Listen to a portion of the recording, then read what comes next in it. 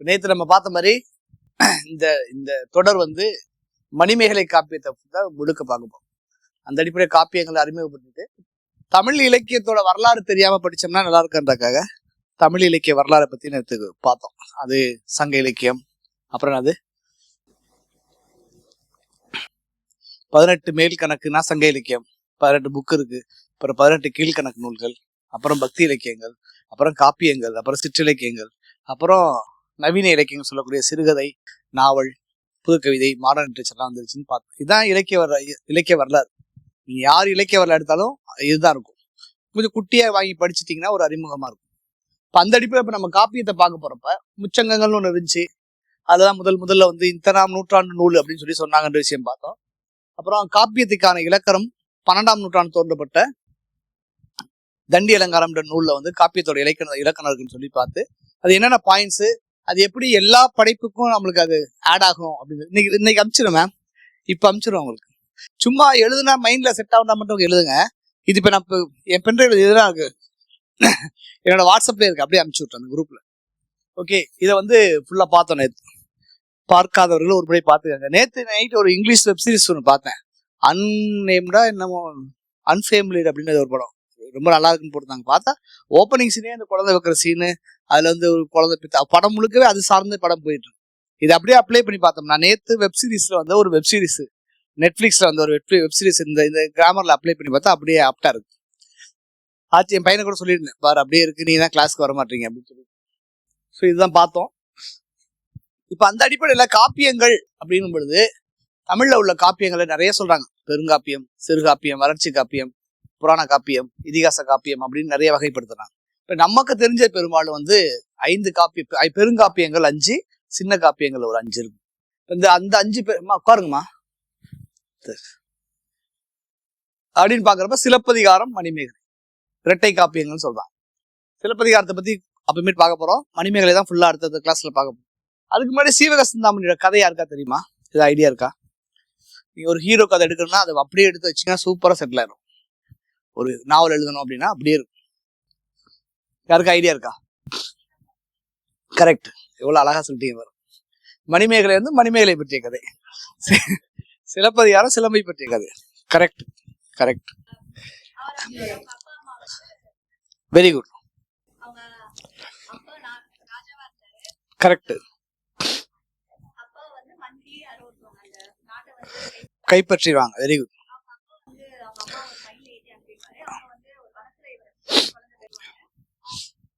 Correct correct. அதே கதை தான்.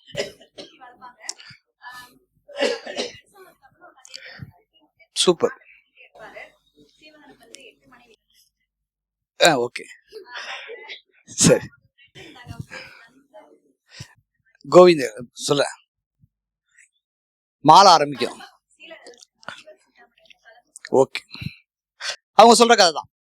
நீங்க அதுல இருந்து நிறைய படங்கள் நிறைய எடுத்து வச்சிருந்திருப்பாங்க. பாகுபலி இருக்கும், பிதாமகன் இருக்கும், எல்லா கதைகளுமே சீவக சிந்தாமணில இருந்து நிறைய எடுத்திருப்பாங்க. என்ன கதை அப்படின்னா, ஒரு அரசன் இருப்பான், ஒரு ராஜா இருப்பான். அவனுக்கு புதுசா கல்யாணம் ஆயிருக்கும்.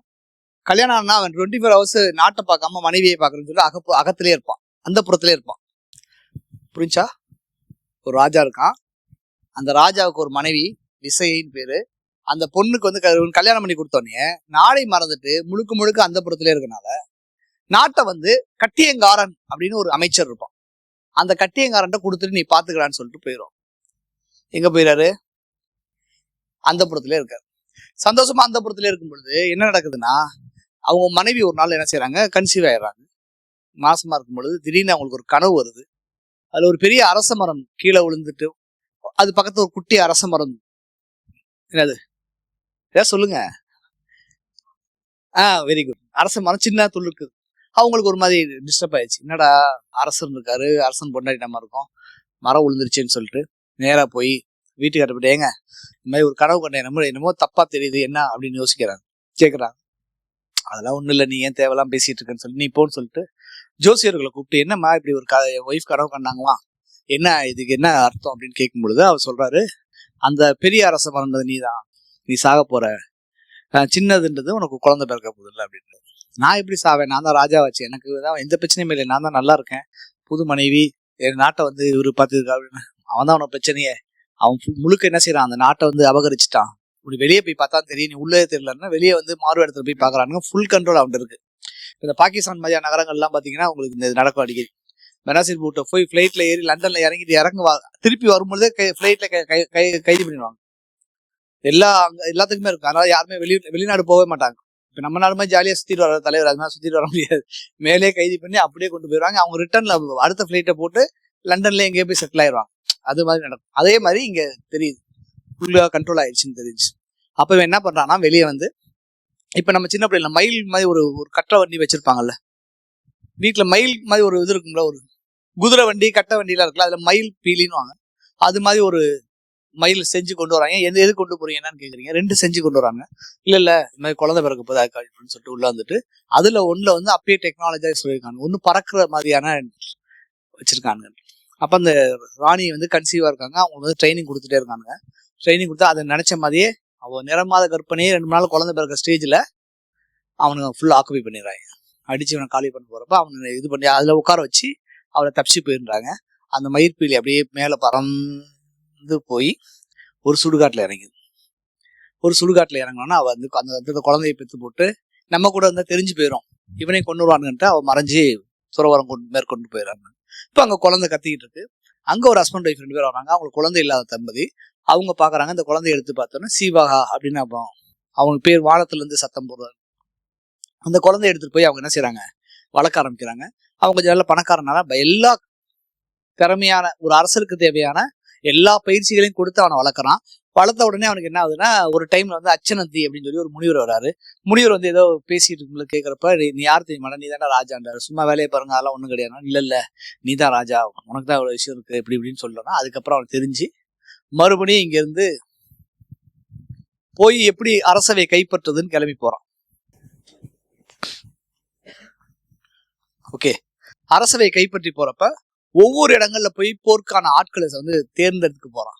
அப்ப தேர்ந்தெடுக்க போகும் பொழுது ஒவ்வொரு சாப்டர்லயும் அங்க போய் ஒரு டாஸ்க் இருக்கும். அதாவது என் பொண்ணை நீ கட்டிக்கணும்னா, என் படைகள்லாம் உனக்கு வேணும்னா நீ என் பொண்ணை கட்டிக்கணும், என் பொண்ணை கட்டிக்கணும்னா எது கரெக்டான யாழ் அப்படின்னு நீ கண்டுபிடிக்கணும்னு சொல்லி அங்க ஒரு சாங்க்கு, ஒரு ஹீரோயின் இன்ட்ரோடக்ஷனுக்கு அப்படின்னு மேடம் சொன்ன மாதிரி 8 பெண்களை வந்து அவன் என்ன செய்யறான், திருமணம் செய்யறான். அதுல ஒரே ஒரு பெண்ணை மட்டும் தன்னுடைய நண்பனுக்கு வந்து பதுமுகன் சொல்ற ஒரு நண்பனுக்கு வந்து கல்யாணம் கொடுத்துருவான். இப்படி 8 பேர்த்த கல்யாணம்னால இந்த நூல் பேரை வந்து மனநூல் அப்படின்னு சொல்லி சொல்றாங்க. ஓகே, இது வந்து பாத்தீங்கன்னா பயங்கர காமச்சுவை ததும்பி இருக்கும். படிக்கும் பொழுது அவ்வளவு செமையா இருக்கும். ரிதம் பேட்டர்ன் நீங்க கத்துக்கணும்னா நீங்க சிவகஸ்தாமணி கத்துக்கணும்.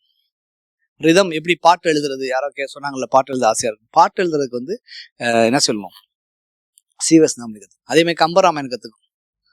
ஒரு முறை வந்து சுஜாதா தான் நினைத்தாலே இனிக்கும் படத்துடைய கதை ரைட்டர்னு நினைக்கிறேன். சுஜாதா வந்து சுச்சுவேஷன் தெரியுமா, நான் பாட்டு எழுதுறேன்னு சொல்லி எழுதி பார்த்துருக்காரு. பாட்டு வரல. இப்போ சிரிச்சுட்டே வந்துட்டு கவிஞர் வருவாருனாங்களாம். உடனே நேராக வந்து கண்ணாசன் வந்து என்ன அப்படின்னாராம், இந்த மாதிரி ஒரு மியூசிக் ட்ரிப்பு ஃபாரின்ல போய் பாடுவானுங்க. சரி, என்ன காலையில இங்கே போவானா, மதியானம் அங்கே போவானு. ஓகே சரி, ராகம் சொல்லு அப்படின்னா, தானா நான் எங்கேயும் தானா எப்போதும் சங்கீதம் சந்தோஷம் ராத்திரிகள் வந்து விட்டால் சாத்திரங்கள் ஓடிடும் அப்படி இப்படின்னு சொல்லிட்டு முடிச்சுட்டு போயிட்டாங்க. அப்போ சுஜாதா கேட்கறது, எப்படி நீங்க இப்படி கரெக்டா உடனே சொல்றீங்க அப்படின்னா, நான் கம்பராமாயணம் படித்தேன் அப்படின்னா. ஓகே, கம்பராமாயணமே சிவகஸ்தாமணி பார்த்து எழுது. அவர் வந்து சிவகஸ்தாமணி எடுத்து நான் ஒன்று குடிச்சேன்ற மாதிரி சொல்லுவாங்க. ஆக நீங்க ரிதம் பேட்டர்ன் கத்துக்கணும், பாடம் எழுத கத்துக்கணும், கொஞ்சம் கவிதையெல்லாம் வரணும், கொஞ்சம் கிரியேட்டிவிட்டி ப்ராசஸ் நல்லா வரணும்னா சிவகஸ்தாமணி படிக்க வேண்டியது ஒரு விஷயம். இப்ப சீவகன் அப்படின்றது கேரக்டர், இந்த கதை எழுதுனது யாருன்னா திருத்தக்கர்னு ஒருத்தர் எழுதியிருக்காரு. திருத்தக்கர் வந்து ஒரு முனிவர், ஒரு சமண முனிவர் நினைக்கிறேன். அவங்க ஒரு குழு வச்சிருக்காங்க. அவங்க மடம் இருக்கும்ல, அந்த சாமி திருத்தக்கருடைய மடம் இருக்கும்ல, அங்க வந்து இது மாதிரி ஒரு காமச்சுவை ததும்புறமே நம்ம ஒரு காப்பியம் படைக்கணும்னு சொல்லி ஒரு டாஸ்க் வைக்கிறப்ப நான் எழுதுறேன் அப்படின்னு வரான். ஓ நீயே சாமியாரு, உனக்கு என்ன தெரியும் காமத்தை பத்தி, அதெல்லாம் வேலைக்கு அதில் நான் எழுதுறேன்னு சொல்லிட்டு பயங்கரமா தர எழுதி கொண்டு போய் கொடுத்துருக்காரு. கொடுத்தா படிச்சுட்டு மிரண்டானுங்களாம். மிரட்டி சிவகஸ்தான் இப்படி ஒரு காவியத்தை உன்னால எப்படி முடிஞ்சு, அப்ப உனக்கு ஏதோ கனெக்ஷன் இருக்கு, உனக்கு வேற ஏதோ நீ ஆல்ரெடி குடும்பத்துல தான் இருக்க போல அப்படின்னா, இல்ல இருக்குன்னு எல்லாம் கம்ப்ளைண்ட் பண்ணியிருக்காங்க. உடனே கம்பியை பழிச்சுக்க காய்ச்சி கையில பிடிச்சோம்னா சுட்டுச்சுன்னா நம்ம பொய் சொல்லணும்னு அர்த்தமா, சுடலைன்னா இல்ல உண்மைதான் கல்யாணம் ஆகாம எழுதியிருக்காரு அப்படின்னு அர்த்தமா அப்படின்னு சொல்லி ஒரு கதை சொல்றாங்க. அது உண்மையா என்னன்னு தெரியல, எழுதுறேன். ஸோ இதுல வந்து ஒரு 13 இளம்பகம் இருக்கு. 13 என்ன சொல்றோம் நம்ம நேற்று நம்ம சீசன் எபிசோட்ஸ் இருக்கும். 13 எபிசோடும் ரொம்ப சுவாரஸ்யமா இருக்கும். ஒவ்வொரு பொண்ணையும் போய் கல்யாணம் பண்ண போற இடங்களுக்கு உண்டான அங்க என்ன நடக்கும். ஒரு பெருசா ஒரு மியூசிக் நிறைய படங்களை காப்பி அடிச்சிருப்பாங்க. ஒரு பெரிய ஒரு இசை கடை வச்சிருப்பாரு ஒருத்தர், கிட்டார் கீபோர்டு எல்லாமே வச்சிருப்பாரு. எதுவுமே சேல்ஸே ஆகாது. எனக்கு சேல்ஸே ஆகலும் ஜோசியரை கூப்பிட்டு கேட்கறப்போ ஒருத்தர் வருவான், வந்திருப்போ உனக்கு எல்லாமே தீர்ந்துருந்தாங்க, தலைவன் போய் நிற்பான், எல்லாமே தீர்ந்துடும், உடனே அவங்க பொண்ணை பார்த்து கல்யாணம் பண்ணி உடனே அந்த படையை எடுத்துட்டு போயிடும். அங்க போனா 2 பொண்ணுங்க சுண்ணம் சொல்லி சென்ட் தயாரிப்பாங்க. எது பெஸ்ட் சென்ட்னு சொல்லி கண்டுபிடிக்கணும்னு சொல்லி ஒரு டாஸ்க். தலைவர் போய் கண்டுபிடிச்சு அந்த பிள்ளைய கல்யாணம் பண்ணி 2 பேர்த்தையும் அக்கா தங்கச்சி கல்யாணம் பண்ணுறது. இப்படி ஒவ்வொரு இடங்கள்லயா கல்யாணம் பண்ணி போற ஒரு கதை. இந்த கதையை வச்சுதான் சார்லாம் பார்த்துப்பேன். நான் அவன் இல்லைன்னு ஒரு படம், பழைய காலத்து படம், பயங்கர ஃபேமஸான ஒரு காலப்படம். அதுக்கப்புறமேட்டு இப்ப இந்த திருட்டுப்பல் நடிச்சார்ல ஒரு ஹீரோ, அவரு ஒரு கதை எதுவுமே பண்ணியிருப்பாரு. ஸோ சீவக சிந்தாமணியை பேஸ் பண்ணி நிறைய கதைகள், நிறைய குட்டி குட்டி கதைகள், குட்டி குட்டி கேரக்டர்ஸ், ஒரு கேரக்டர் எப்படி சேர்க்கலான்ற மாதிரி இருந்துச்சு. இது எத்தனை பாடல் என்னன்னு பார்த்துடலாம். ஓகே, அடுத்து என்ன இருக்கு? வளையாபதி அப்படின்னு இந்த கதை தான். மிஸ்டர் பாரத்னு ஒரு தமிழ்ல எடுத்திருப்பான். மிஸ்டர் பாரத் பார்த்துருக்கீங்களா? என்னம்மா கண்ணு சவிக்கமான ஒரு பாட்டு இருக்கு. பேச கேக்குதா? சரி. அந்த கதை என்ன அப்படின்னா, சத்யராஜ் ஒரு இன்ஜினியரா இருப்பாரு. அவரு அவங்கள்ட்ட வேலை செய்யற ஒரு சித்தாள் வேலை செய்யக்கூடிய இந்த பழைய காலத்து நடிகை ஒருத்தவங்க, சாரதான்னு நினைக்கிறான்ல. இல்லைங்க, அம்மாவா இருப்பாங்க. துலாபாரத்தில் நடிச்சிருப்பாங்களா ஒரு மேம், அவங்க பேர் என்ன, சாரதா தானே. அவங்க இருப்பாங்க. அவங்க வேலை பார்ப்பாங்க. அவங்கள சத்யராஜ் லவ் பண்ணி கல்யாணம் பண்ணி குழந்தைய கொடுத்துட்டு அவர் அங்கேருந்து மெட்ராஸ்க்கு போயிடுவார். குழந்தை வளர்ந்துருவான். அதான் ரஜினிகாந்த். சின்ன பிள்ளைல ஒவ்வொரு இடமா போனா அவனை அப்பா லவ்ல திட்டிகிட்டே இருப்பாங்க. ஐயோ அப்படியா சார், வாங்க சார். ரஜினிகாந்த் தான் சொன்னேன், உட்காரீங்களா? ஸோ அவர் என்ன பண்ணுவாருன்னா, ரஜினிகாந்த் ரொம்ப அவமானப்பட்டுருவாரு. அவருக்கு என்ன பண்ணாலும் எங்கேயுமே அப்பா இல்லாத பிள்ளைன்னு சொல்றாங்கன்னு கடுப்பாயிட்டு அம்மாட்ட போய் ரொம்ப, அம்மா உடம்பு சரியில்லாம சாவ போற நிலைமை இருப்பாங்க. இப்போ யார் தான் எங்க அப்பானப்போ, உங்க அப்பா எப்படி இருக்கான்னு அவங்க தான் ஃபிளாஷ்பேக் ஓப்பன் பண்ணுவாங்க. நான் எங்க அப்பா போய் சேர்த்து வைக்கிறேன்னு அவர் மெட்ராஸ் கிளம்பி அவங்க அப்பாவை எப்படி அவங்க அம்மாவோட சேர்த்து வச்சாருன்றதான் அந்த கதையா இருக்கும். இந்த கதையை இங்க எடுத்திருப்பாங்க நான் நினைக்கிறேன். எங்க இருந்து? வளையாபதி. நவகோடி நாராயணன் ஒரு கேரக்டர் இருக்கும். இங்க ஜாதி மதத்தை சொல்லியிருப்பாங்க. இங்க அவர் ஒரு செட்டியார் சமூகத்தை சார்ந்தவர். ஒரு தலித் பொண்ணை யாராவது லவ் பண்ணுவாரு, விட்டுட்டு போயிடுவாரு. அவங்க ஊர்லயே அவங்களுக்கு கல்யாணம் பண்ணி கொடுத்துருவாங்க. உடனே அவர் அங்கிருந்து கிளம்பி போனதுக்கு அப்புறம் மகனுக்கு தெரிஞ்சு, நான் எப்படியாவது எங்க அப்பா சேர்த்து வைக்கிறேன் வாமான்னு சொல்லி இது பண்ணிப்பாரு. இப்ப கூட விருமன்னு ஒரு படம் வந்துச்சு, கார்த்தி நடிச்சு. பாத்தீங்கன்னா பிரகாஷ்ராஜும் கார்த்தியும் பேசிக்க மாட்டாங்க.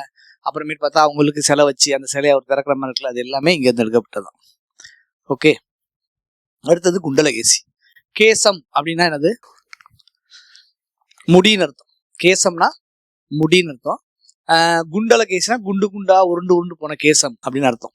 ஓகே, ஒரு பெரிய இப்ப ஹிந்தியில பயங்கர ஃபேமஸான ஒரு வெப் சீரிஸ் இருக்கு. அந்த கோடி அருவி கொட்டுதுன்னு ஒரு படம் இருக்குல்ல, கோடி அருவி, அதுல ஒரு ஹீரோயின் இருப்பாள்ல, அந்த பொண்ணு நடிச்சிருப்பான். பயங்கர சூப்பரா இருக்கும் அந்த படம். சாரி, அந்த வெப் சீரிஸ்.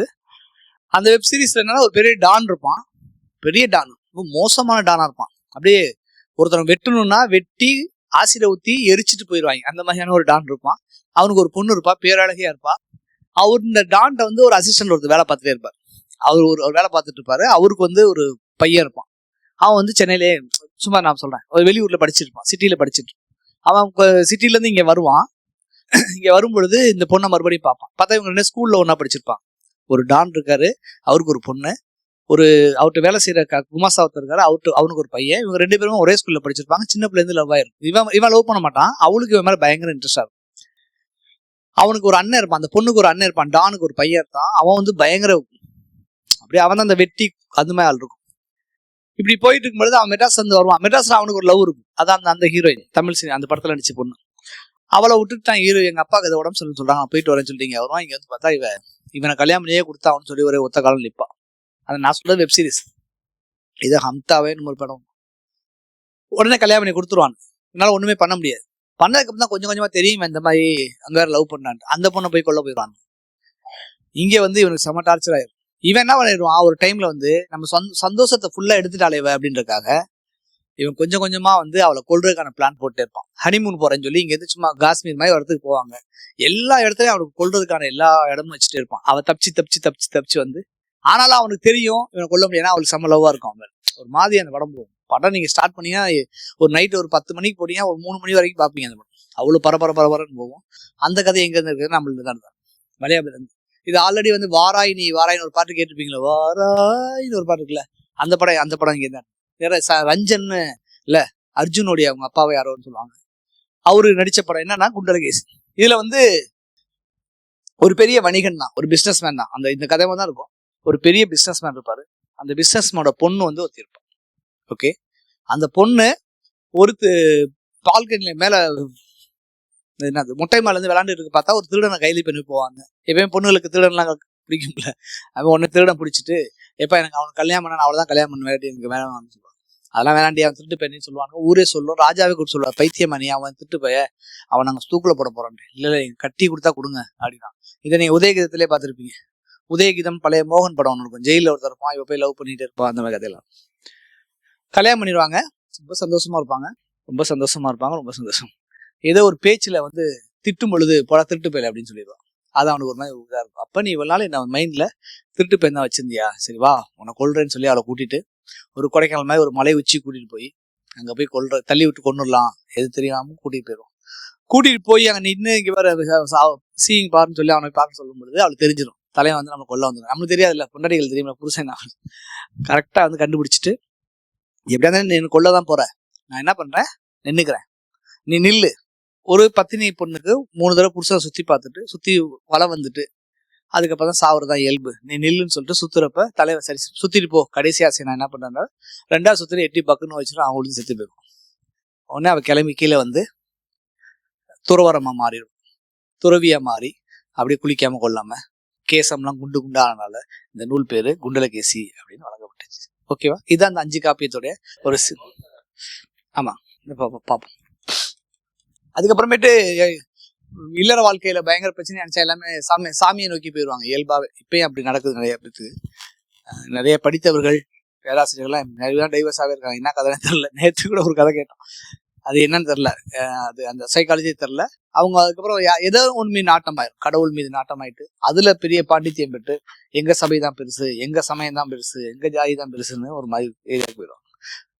அந்த அடிப்படையில் இப்ப நம்ம சிலப்பதிகாரத்தை பார்த்துட்டோம்னா உங்களுக்கு தெரியும், அறம்பொருள் இன்பம் வீடு இந்த 4 ஏதேனும் ஒன்று குறைஞ்சா அது வந்து சிறுகாப்பியம், 4 இருந்துச்சுன்னா பெருங்காப்பியம் பார்த்தோம். இப்ப சிலப்பதிகாரம் பார்க்க போறோம்னுட்டு அதே மாதிரி மணிமேகலையும் பார்க்க போறோம். இப்ப ஆசிரியர் யார், இந்த சிவகசிந்தாமணி எழுதினவர் யாருன்னா திருத்தக்கர் அப்படின்னு ஒருத்தர். எந்த நூற்றாண்டு, கிபி 9. சிலப்பதிகாரம் 2ஆம் நூற்றாண்டு, மணிமேகலை 2ஆம் நூற்றாண்டு. அந்த காலகட்டங்களில் எழுதினார். ஏன் சிலப்பதிகாரத்தை 2ஆம் நூற்றாண்டுன்னு சொல்றாங்கன்னா, கண்ணகிக்கு சிலை எடுக்கும் பொழுது 2ஆம் நூற்றாண்டுல ஸ்ரீலங்காவில் ஆட்சி பண்ண ஒருத்தன் அந்த ஃபங்க்ஷனுக்கு இங்க வந்திருப்பான். எந்த ஃபங்க்ஷனுக்கு, கண்ணகிக்கு சிலை எடுக்கிறாங்கல்ல அவங்க அந்த ஃபங்க்ஷனுக்கு வந்திருப்பாரு. ஸோ அவருடைய காலகட்டம் மு க ஸ்டாலின் வந்திருக்காரு, மோடி வந்திருக்காரு, எடப்பாடி வந்திருக்காரு அப்படின்னு நம்ம எதாவது சொல்லி அவர் எப்போ ஆட்சி பண்ண ஒரு கணக்கு கால்குலேட் பண்ணோம்ல, அந்த கால்குலேட்ல 2ஆம் நூற்றாண்டுன்னு கருதப்படுது. அப்ப இங்க பார்த்தோம்னா சீவகசிந்தாமணியுடைய ஆசிரியர் வந்து திருத்தக்கர். எழுதுற நல்லதுதான், எழுதுனியா கொஞ்சம் மைண்ட் கொஞ்சம் எடுத்துக்கும். அதனால நீங்க சும்மா லைட்டா நோட் பண்ணிக்கோங்க. திருத்தக்கர் தான் வந்து எழுதியிருக்காரு. காலம் வந்து 9ஆம் நூற்றாண்டு. 3147 விருத்தப்பாக்கள், ஆசிரியப்பா வெண்பா கலிப்பா சொல்லுவோம்ல, அது மாதிரி அந்த ரிதம் பேட்டர்ன் வேற ஒன்றும் கிடையாது, ரொம்ப கஷ்டம்லாம் கிடையாது. அது நம்ம தொல்காப்பியத்துல பேசணும். வேற ஒரு காலத்துல இருந்து பா வகைகளை பத்தி பேசுவோம், எப்படி பாட்டு எழுதுறாங்கன்றது. ஸோ 3147 கரெக்ட் தான் நான் சொல்றது, கரெக்ட் தாம்மா? 3 லட்சமா இல்ல 3000. 30 காதைகள் இருக்கு. இளம்பகம் 13 இளம்பகம். இந்த காதை வருமானு தெரியல, சாரி அதை எடிட் பண்ண எடுக்காம விட்டேன். இளம்பகம் தான் மேட்ரு, காதை வராது, காப்பி பண்ணி பேஸ்ட் பண்றப்பதான் இருக்கும். ஆசிரியர், காலம், அடி, எத்தனை அடி இருக்கு அந்த பாட்டு.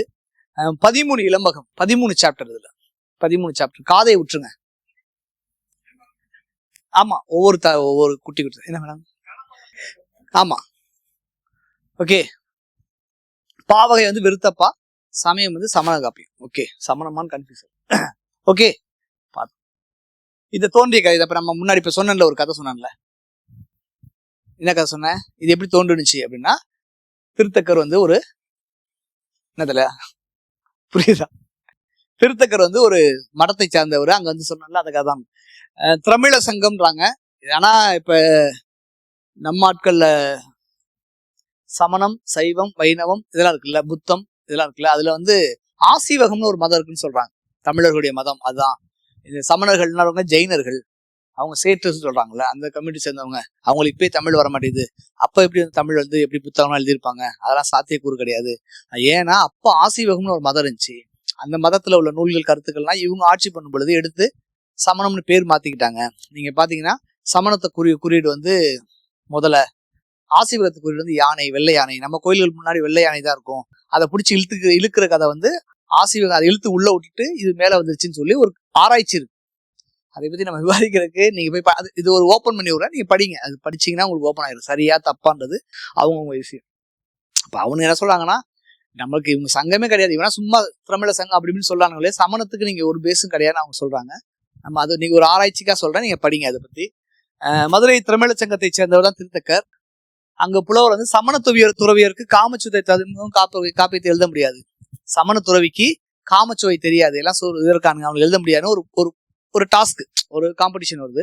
அந்த காம்படிஷன்ல மறுக்கிறதுக்காக ஒரு நூலை ஏற்றினாரு. அது யாரு? திருத்தக்கத்தோட ஆசிரியர் யாரு? அச்சனந்தின்னு சொல்லு. ஓகே, இங்க இருக்கு பாருங்க. அனுமதி கேட்டு தேவர்கிட்ட அவர்கிட்ட போய் புலமையை சோதி தெரிய, அப்புறம் உடனே இவர்கிட்ட போய் சொல்றாரு, சார் நான் எழுதுறேன் சார் அப்படின்னு. நீ அவ்வளவு பெரிய ஆளா, எழுதிருவியா அப்படின்னு. எழுதுவாங்க. சரி, இந்த பாரு அங்க ஒரு நடி ஒன்று ஓடுது பாரு, அதை பத்தி எழுதினாரு. உடனே கடன்னு விருத்தப்பாறை எழுதினாரு. உடனே நறுவிருத்தம்னு அந்த புத்தகத்துக்கு பேர். கேள்விப்பட்டிருக்கீங்களா? அந்த புத்தகம் அப்படிதான் இருந்துச்சுன்றாங்க. உடனே இளமை, யாக்கை, செல்வங்களுடைய நிலையாமை விளக்கறதுல ஒரு புத்தகத்துக்கு காப்பியத்துக்கு பாடினாரு. அவர் திறமையை உணர்ந்த அச்சனந்தி காமேஸ்வரர் ஒன்னா பாட முடியும்னா எழுதுறான்றாரு. 8 நாள்ல உட்கார்ந்தாலே அந்த புத்தகத்தை எழுதிட்டான். எத்தனை பாட்டு? 3000 பாட்டு, 13 சாப்டர்ல 8 நாள்ல பாடி முடிச்சிட்டாரு. நூல் அரங்கேறுது. காம இன்பத்தை இவர் தூச்சிதான் இருக்கணும், ஒரு சும்மா கதை விடுறாரு, இவர் ஆல்ரெடி எங்கேயோ வச்சிருக்காரு போல அப்படின்னு சொல்றாங்க. உடனே வந்து பழுக்க காய்ச்சிய இரும்ப கையில பிடிச்சு தனக்கு ஒன்னும் ஆகலன்னு சொல்லி தன்னுடைய கற்பை வந்து அவர் நிரூபிச்சிருக்காரு அப்படின்னு சொல்லலாம். சரி, இதான் திருத்தக்க தோன்று கதைன்னு சொல்றாங்க. இது உண்மையா பொய்யா என்பது ஆய்வுக்குரியது. அதை பத்தி டிஸ்கஸ் பண்ணா தெரிஞ்சுக்கிட்டா நல்லா இருக்கும். போலாமா? அடுத்தது. சரி, இதான் கதை. மேடம் சொன்ன கதை தான். ஏமாங்காத நாடுன்னு அந்த நாடு பேர். நம்ம நேற்று பாத்துறப்ப காவிய சுவை எழுதுறப்ப என்ன சொல்லணும்? இடம் சொல்லணும்னு போடணும். இடம் தெரியணும், அப்புறம் இயற்கையை பத்தி இருக்கணும், இவங்களை பத்தி வணங்கணும்லாம் இருந்துச்சு இல்ல. அது மாதிரி நாடு வந்து ஏமாங்காத நாடு. அவன் பேர், அந்த ராஜா பேர் வந்து சச்சந்தன்னு பேரு. அவங்க மனைவி பேர் வந்து விசையை. சோ அவங்க மீது கொண்ட நாட்டத்தால வந்து அரசாட்சியை மறந்துட்டு அமைச்சரான கட்டியங்காரன்ட்ட சச்சந்தன் வந்து ஆட்சியை ஒப்படைச்சிட்டான். புரியுதா? கட்டியங்காரன் சூழ்ச்சியில வந்து நாட்டை வந்து கவர்ந்து கொள்ள திட்டம் திட்டினா, நிறைமாத சூழியான விசையை மயில் பொருள் ஒன்று ஏறி நாட்டை விட்டு தப்பிச்சு போயிட்டான். இதை அப்படியே தூக்கி தமிழ் இலக்கியம் படிச்சனால பாலாசார் என்ன பண்ணிப்பாரு, பிறையே பிறையே அப்படி ஒரு பாட்டு வச்சிருப்பார்ல. பிதாமகன்ல ஒரு சுடுகாட்டுல இருந்து வர மாதிரி இருக்குல்ல, ஒரு ஹீரோ எங்க இருந்து ஓபன் பண்ணலான்னு வச்சா சுடுகாட்டுக்காரன் அப்படின்னா இதுக்கு ஒரு லீடா கூட. அவர் நான் உதவி பேசுறப்ப சொன்னார், ஆமா சார் நான் தமிழ் இலக்கியம் தான் படிச்சேன், அந்த பாத்தீங்களா அப்படியே வச்சிருப்பேன் அப்படின்னாரு. சரி, சுடுகாட்டுல சீவகன் பிறந்தான், சச்சந்தன் போர்ல மடிந்தான். மனம் வெறுத்து அவங்க அந்த ஒய்ஃப் என்ன செஞ்சிட்டாங்க, அவங்க பேர் என்ன, அனுஷ்கா. புரிஞ்சா இல்லையா? பாகுபலியில அனுஷ்கா என்ன பண்ணிட்டாங்க, நேரா போய் சுடுகாட்டுல போய் சீவனை போட்டுட்டு தவத்துக்கு போயிட்டாங்க. அவங்க தூக்கி ஜெயில போட்டுறானுங்க, கட்டி போட்டுறானுங்க. அப்புறம் கந்து கடந்த வணிகன்ட்ட சீவகன் எடுத்து வளர்க்குறான். இங்க ஒரு ஹீரோ வளர்க்குவானுங்க. அந்த அம்மா, அவங்க பேர் என்ன, ஒரு ஹீரோயின், ரகுவரம் ஒய்ஃப் ரோஹின் எடுத்து வளர்க்குறாங்க. சச்சந்தன் வந்து சீவகன் வந்து கல்வி கேள்வி எல்லாத்தையும் பயிர்றான். காந்தவத்தத்தை முதல் எண்மறை 8 பேர் வந்து கல்யாணம் பண்ண கதை தான் அந்த கதை. அப்படியே எபிசோடா இருக்கு. இதுல மெயினா கண்டென்ட் என்ன இருக்குன்னா, இளமை, நிலையாமை. இளமை வந்து இளமை நிலையா இருக்குமா? இன்னைக்கு அது நிலையா இருக்காது. இந்த நாளடியால் எழுதிருப்பானுங்க, டேய் இங்கிட்டு சூரியன் உதிச்சு இங்கிட்டு மறையத பாக்குற, ஆனா நீ மட்டும் அப்படியே இருப்பேன்னு சொல்ற. ஒரு கண்ணுக்கு எதிராக பாக்குற ஒரு கண்ணுக்குட்டி பிறக்குது, அப்படியே கொஞ்சம் கொஞ்சமா வளர்ந்து அதுக்கு மூத்து எருதா மாதிரி செத்து போகுது. இதை பார்த்துட்டு மாடா நீ வந்து இன்னும் வந்து இளம நிலைமையா இருக்கும், நிலையா இருக்கும்னு நினைச்சிட்டு இருக்கா, பைத்தியம் சொல்லி எழுதியிருப்பாங்க. பெரும்பாலும் ஒரு 50-55 வயசுக்கு மேல நம்முடைய நாட்டம் எல்லாமே நிலையாமை பற்றி எழுத போகுதுன்றது இப்ப நாங்க தான் அனுபவம் பண்ணுறோம். சரி, இளமை, நிலையாமை, இன்பமும் நிலையாமை. ஆசையா கல்யாணம் பண்றாங்க, கடைசியில பார்த்தா டைவர்ஸ் ஆயிடுறாங்க. ஆசையா குழந்தை பெக்குறாங்க, அவனே வந்து ஜாதின்ற ஒரு பேர்ல குழந்தைய வெட்ட விட்டுறானுங்க. இப்ப இங்க இன்பம் என்பது எதுவுமே நிலை இல்லாம இருக்கு, செல்வமும் நிலை இல்லாம இன்னைக்கு வரும் நாளைக்கு போகுது. எல்லா பெரிய பெரிய பணக்காரனா அந்த ஒரு வியாதி வந்துச்சுன்னா அது கொரோனா டைம்ல வாஷ் அவுட் ஆனாங்க. எல்லா பிசினஸ் மேனையும் கேட்டா கொரோனா வாழ்க்கையை மாத்திருச்சுங்க. திடீர்னு வெள்ளம் வந்துச்சு அதை அடிச்சுட்டு போயிரு. ஸோ செல்வ நிலை இது இந்த கான்செப்டா உள்ளுக்குள்ள வச்சு வளர்க்குற எழுதுறதா அதுக்கு. எக்ஸாம்பிளா ஒரு பாட்டு பார்க்கணும் அப்படின்னா, சும்மா அதுல வந்து ஒரே ஒரு பானை சோத்துக்கு ஒரு சோறு பதம் அப்படின்ற மாதிரி இந்த ஒரு பாட்டுல வச்சு நீங்க தெரிஞ்சுக்கலாம் மது அருந்துறத வந்து எவ்வளவு தப்பான விஷயம் அப்படின்றத ஒரு பாட்டுல அவர் சொல்லியிருப்பாரு. அது என்னன்னா, ஒரு அன்னப்பறவை தெரியுங்களா? அன்னப்பறவை கேள்விப்பட்டிருக்கோங்க. அன்னப்பறவை, ஆண் அன்னப்பறவையும் பெண் அன்னப்பறவையும் பக்கத்து பக்கத்துல இருக்கான். சரக்கு போட்டுதான் ஆண் அன்னப்பறவை. சரக்கு போட்டதுக்கு அப்புறம் தான் பொண்டாட்டியை விட்டுட்டு பக்கத்து பொண்டாட்டியை போய் தடவை போயிருக்கான். உடனே அது கூப்பிட்டு, தெரியுதா இப்ப போதனை என்னன்னு தெரியுதா, இதெல்லாம் செய்யக்கூடாது அப்படின்னு சொல்ற ஒரு பாட்டு தான் இந்த பாட்டை வந்து. அதுல ஒரு பாட்டு எதுவுமே நிலை இல்லாததுன்னு சொல்ல வரப்ப, மது அருந்துவதால் வரும் தீமையை பறவையை கொண்டு கூறும் பகுதி நான் சூப்பரா இருக்கு. அதாவது நம்ம சொல்லக்கூடிய கருத்தை எந்த கான்செப்ட்லனா என்ன செய்யலாம், ஏத்தி சொல்லலாம் அப்படின்றது கரெக்டா இருக்கும். கடையராய உலர்த்திய வந்த வார்த்தை மது கீழே சிந்துது. அங்க உளவாளிகள் உழவர்கள் இருக்காங்கல்ல, அவங்க வந்து வேலை செஞ்சுட்டு கேப்ல வந்து சரக்கு போட்டு கொஞ்சம் அப்படியே கீழே சிந்திடுது. அதை யோசிக்கலாம். அப்ப இந்த பறவை இப்ப எங்க சரக்கு எடுத்துச்சு அப்படிலாம் இல்லாம அதுக்கு ஒரு டீட்டெயில் கொடுத்துறாரு. ஒரு உழவர்கள் சரக்கு குடிச்சிட்டு மது குடிக்க இப்ப இயல்பா இருக்கு. மது குடிச்சதுக்கு அப்புறம் அதுல உள்ள டிராப்ஸ் வந்து தலைவர் சாப்பிடுறாரு. அதை பருகி ஆண் அன்னம் மதுவின் மயக்கத்தால் அருகில் இருந்த நாரையை போய் டிஸ்டர்ப் பண்ண போகுது. அதை கண்ட பெண்மயில் சப்புன்னு மண்டையில அடிச்சு, மது அருந்துவது மதியை மயக்கும், அந்த அன்னம் போல நெறி பிறல நேரும், அந்த அன்னம் மாதிரி நெறி பிறல நேரும் அப்படின்றத வளைக்கையால் கடைசியர் மாட்டு அப்படின்றார். வளைக்கையால்னா அந்த வளையல் கை போட்ட கையால அவங்க வந்து செஞ்ச அந்த அந்த அந்த உழவர்கள் செஞ்ச அந்த சரக்கை வந்து திளைத்தவர் பருகிய தேரல், அந்த சரக்கை கழிப்ப உண்டு அன்னம் கண்ணி நாரையை திளைத்தலின் பெடைமையில் திருட்டும் செம்மற்றே அப்படின்ற இந்த பாட்டு மூலியமா உணர்த்துறாங்க. இப்படி நிறைய குட்டி குட்டி பாட்டு, நிறைய பாடல்கள் மூலியமா நீங்க இந்த இதை பார்க்கலாம். ரொம்ப சுவையா இருக்கும், ரொம்ப ரொம்ப சுவையா இருக்கும். நீங்க நல்ல பாட்டு எழுதணும், நல்ல இது வேணா, எக்ஸ்ட்ரீமான கற்பனைகள் இருக்கும் அதுல, எக்ஸ்ட்ரீமான. ஓகேவா? இது வந்து ஒரு பானை சோறுக்கு ஒரு இது. சரி, சிலப்பதிகாரம் மணிமேகலை சிவகிருஷ்ணாமணி பார்த்தோமா? வளையாபதியில ஒரு பாடல் ரொம்ப அற்புதமான பாட்டு. என்ன பாட்டு அப்படின்னா, நம்முடைய குழந்தை பருவம் செத்து அடுத்த ஸ்டேஜுக்கு வரும். அதுல நிலைமை தான் இருக்கும். நான் இன்னைக்கு குழந்தையா பிறந்தேன், இன்னைக்கு குமரனா மாறுறேன், அப்புறம் முதுமை, இப்படி கொஞ்ச நாள் ஒவ்வொரு நாளும் நம்ம செத்து தானே அடுத்த ஸ்டேஜ் ஆகிட்டு இருக்கோம். இதுக்கு நம்ம அழுவாம ஊருக்கு போய் அழுதுட்டு இருக்கீங்கன்னு ஒரு பாட்டு இருக்கும். அந்த மாதிரியான பாடல்கள் எல்லாம் இருந்தது, நம்ம அடுத்ததுல பார்ப்போம். இப்ப அது பேர் என்ன, மணிமேகலை. மணிமேகலை வந்து எப்படி இருக்குன்னா ஸ்ட்ரக்சரா நம்ம என்ன எத்தனை பார்த்தோம்? மணிமேகலை சாப்டர்ஸ் 30 காதைகள் பார்த்தோம். காதை தானே சார்? 30 காதை. ஓகே, 30 காதையில எடுத்தோன்னா வந்து என்ன இருக்கும் அப்படின்னா பதிகம் அப்படின்னு எல்லா நீங்க ஒரு நூல் எழுத போறீங்க அப்படின்னா எடுத்த உடனே என்ன இருக்குன்னா பதிகம்னு ஒன்று. பதிகத்திலேயே ஃபுல் கதையை சொல்லிடுவாங்க. பதிகத்திலேயே இந்த கதை எதை பற்றி என்ன இருக்கு, எப்படி வந்துச்சு அப்படின்ற முழு கதையை வந்து சொல்றதுதான் பதிகம். பதிகம் என்பது முகப்புன்னு சொல்றாங்க தமிழ் இலக்கியத்தில். நன்னூல்ல வந்து ஒரு புத்தகம் எப்படி எழுதணும்னு சொல்றப்ப பதிகம் அப்படின்னு ஒண்ணு இருக்கணும்.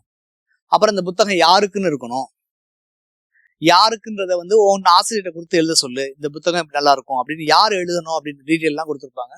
ஸோ அந்த அடிப்படையில மணிமேகலை வந்து சீத்தலை சாத்தனை எழுதான் நேற்று நம்ம பார்த்தோம். அதுல பதிகம்ன்றது முதல்ல இருக்கும். ஓகேவா? அதுல ஃபர்ஸ்ட் எடுத்தோன்னே இந்த சம்பு அப்படின்னு ஒரு பொண்ணை பத்தி பேசுறாங்க. யார பத்தி? சம்பு அப்படின்னு ஒரு பொண்ணு இருக்கா. அவ ஒரு இடத்துல வந்து பிரச்சனை ஆகுதுன்னு வந்து அந்த ஒரு மரத்து மேல் கீழே புத்தர் மாதிரியே புத்த கதை அதிகமா இருக்கனால இந்த கதையை வந்து புத்தர் மாதிரியே இருக்கிறதுக்காக ஒரு மரத்துக்கு அடியில உட்காந்து அரக்கர்களுக்கு ஆப்போசிட்டா உட்காந்து தவம் இருப்பான். அந்த இருந்த இடம் தான் பூம்புகார் அப்படின்னு சொல்றாங்க. புரியுதா? புரியல? இந்த கதை எங்க நடக்குதுன்னா பூம்புகார் நடக்குது. காவேரி பூம்பட்டினம் சொல்லக்கூடிய சோழ நாட்டுல இன்னைக்கு திருவாரூர் பக்கத்துலதான் இருக்குது. அந்த இடத்துல இந்த கதை நடக்குதுன்றது. முன்னாடி இந்த ஊர் எப்படி இருந்துச்சு, ஞாயிறு இளங்கதிர் வந்து எப்படி இருந்துச்சு, அது எப்படி உச்சி மலை மேல உதிச்சிச்சு அப்படின்னு அந்த டீட்டெயில் ஃபுல்லாவே இந்த பாடல்ல இருக்கும். சும்மா அப்படி படிச்சு பாருங்க. அந்த பாட்டுக்கு விளக்குது. பொன் ஒளி திகழும் உயர்ந்த மலை என்ன மலை? இமயமலை. அப்படியே விஷுவலா நீ ஒரு கேமரால காட்டினா எப்படி காப்புன்னு பாத்துங்க. அப்படியே ஒரு ஜகஜகன்னு ஒரு லைட் எல்லாம் போட்டு அதன் உச்சியில் சம்பு என்னும் தேவதை தோன்றுகிறார். எங்க? உச்சியில அப்படியே ஓபன் பண்றான். அந்த உச்சி மலை மேல ஒரு தேவதை இருக்காள். அவள் இளங்கதிர் ஞாயிற்றின் ஒளியைகளும் தோற்றப்பொழிவும் அவ எப்படி பிரைட்டா இருக்கான்னா சூரியனை விட பிரைட்டா இருக்கான். அதே இகழ்ற மாதிரி இருக்கலாம். சூரிய ஒளியவே இகழ்ந்து பார்த்துட்டு, சூரியனை வந்து சொல்லுவாங்கல்ல, உன்னை பார்த்து நிலாவெல்லாம் அந்நியன்ல சொல்லுவார்ல, வெக்கப்பட்டு போயிருச்சு மயில, அந்த அந்த சீன் இங்க என்ன எடுக்கிறாங்க. ஓகே, அவள் இளங்கதிர், அப்பனா மதியானம் 1 மணி வெயிலா அப்படின்னா இல்ல, ஏர்லி மார்னிங் லைட் அடிக்கணும். நீங்க பீச்ல போய் உட்காந்தா ஒரு மாதிரி இருக்கும்ல, அந்த இளங்கதிர் ஞாயிற்றோட ஒளியே இகழக்கூடிய, நக்கல் பண்ணக்கூடிய அளவுக்கு அவளுடைய தோற்ற பொழிவு அவ்வளவு பிரைட்டா இருக்கா அந்த பொண்ணு அப்படின்னு சொல்லிட்டு. அவ உடம்பு எப்படி இருக்குன்னா ஒளி வீசும் சுடர் மாதிரி இருக்குது, விரிந்த கூந்தல் உடையவள், வலிமை பொருந்திய கொடிய. அவளோட இமேஜ ஃபர்ஸ்ட் சொல்லிடுறாரு, ஒரு கேரக்டர் எப்படி இருக்கணும் அப்படின்றத ஃபர்ஸ்ட் சொல்லிட்டு, அதுக்கு பிறகு வலிமை பொருந்திய அரக்கர்கள் வந்து அந்த நாட்டுல டார்ச்சர் பண்றாங்க. அப்ப இதை எதிர்த்து அவன் என்ன செய்யறா, உட்கார்ந்து ஒரு இடத்துல யாகம் நடத்துறான். அந்த யாகம் நடந்த இடத்துக்கு பேரு தான் பூம்புகார். இந்த பூம்புகார தான் அந்த கதை நடக்குதுன்னா கதைக்குள்ள போறாங்க. இது பதிகத்துல ஸ்டார்ட் ஆகும்.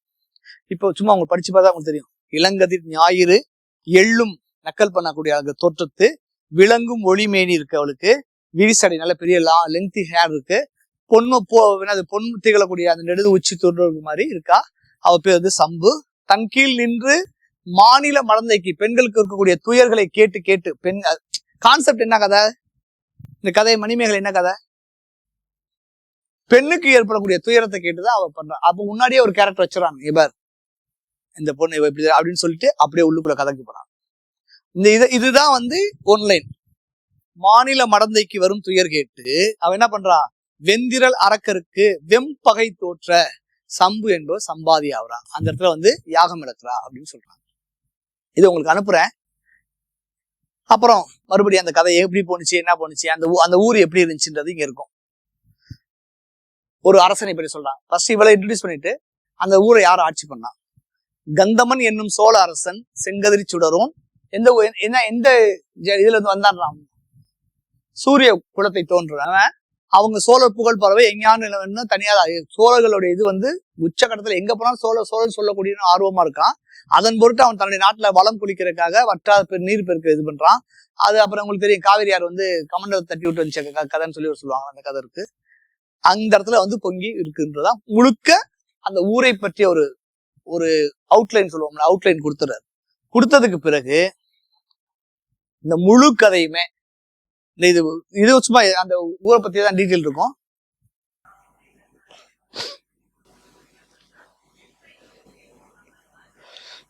இதுல வந்து நான் என்ன சொன்னேன், பதிகம்னா ஓப்பனிங்லயே முழு கதையை சொல்லிடுவாங்க. ஓகே, பதிகத்துல ஃபர்ஸ்ட் அந்த ஊரு, இந்த ஊர்ல இப்படி ஒரு இருக்கு, இந்த ஊர்ல வந்து இப்படி இருக்கு, இந்த மாதிரி பாத்தீங்கன்னா இந்த நடந்த கதை தான் இதுன்னு சொல்றதுதான் உங்களுக்கு. இத படிச்சா போதும் உங்களுக்கு மணிமேகலை முழுக்க விளங்கு. யாராவது ஒரு ஆள் படிக்கிறீங்களா? யாராவது ஒரு ஆள் வாசிக்கிறீங்க? மைக் தரேன், வாசிக்கிறீங்க. எனக்கு அது போக டிஸ்டர்ப் ஆயிட்டேன். இனிவரும் அடிகளில் கதை சுருக்கம், காதை அமைப்பு ஆகியவை கூறப்படுகின்றன.